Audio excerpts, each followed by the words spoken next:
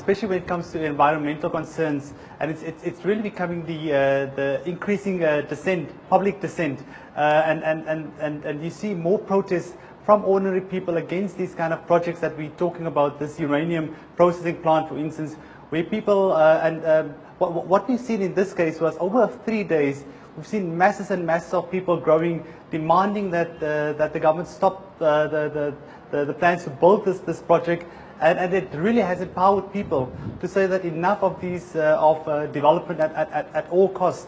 And that's to the detriment of the people in the country, especially the young people. And during the protest that we saw, people said that they don't want any nukes, they want healthy children, and they don't want any talk about GDP, which is the gross domestic product that we also always hear about how the Chinese economy is growing here. So people don't want that anymore. They want to focus on environmental concerns and a healthy lifestyle as well.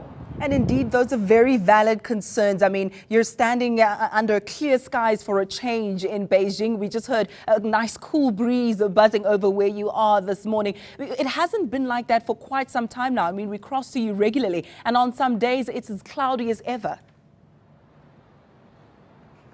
Yeah, that is a concern to the new government as well. And Xi Jinping, the president here, has said that there should be a focus more on moving towards cleaner energies here, that they should move away from this reliance on coal. The contradiction with this protest was actually that it was part of the national program of moving away from this reliance on coal, but more towards cleaner energies. The concern really for the people in the Pearl River Delta, where this project was supposed to be built, was that there was no proper consultation. And they said that they were so adamant that they said unless the government gives them a written guarantee that there will not be any construction of this nature, then they will not leave that area. And the government here realized that these are genuine concerns from people, and we have more and more of that. The voices people becoming quite boisterous over the last few months. And what analysts are saying is the mere fact that the government has decided to scrap this project, it's an indication that they prefer stability, social stability, rather than economic well-being here. So what becomes of this 59 billion rand project and other projects much like this? Do officials go back to the drawing board, or do they go back to the masses and try and consult the people? What happens going forward? Well, what has happened in the past is that officials would tell people that they cancel these kind of big projects, these development projects, only to move it to another areas. And what people have said this time round is that there will be none of this. They will keep tabs on what the government will be doing, because they do not want these kind of dirty development, or these kind of dirty projects to be built close to where people live.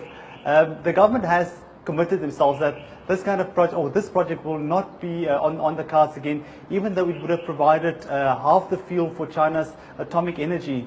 It's unclear whether or not they will move it to another area, but I'm sure that there will be even more protests if they do decide to go ahead. As I said, the concern for people here is that there's not proper consultation from government, and that really speaks to the credibility of the government and of officials here, where people just don't trust them anymore. And has the government or officials come out officially to take a stand and say we will now start being accountable? Well, they haven't said it in those words, but what they did say with this project was that they initially came out to say no, that this project will be stopped and all of that, but the people said we want to see that in writing.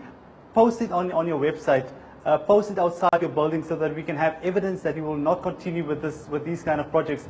So at least it was a small victory down in southern China for those protesters and those activists.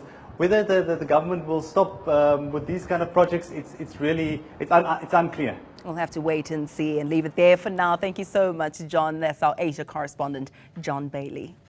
News that moves. eNCA.com.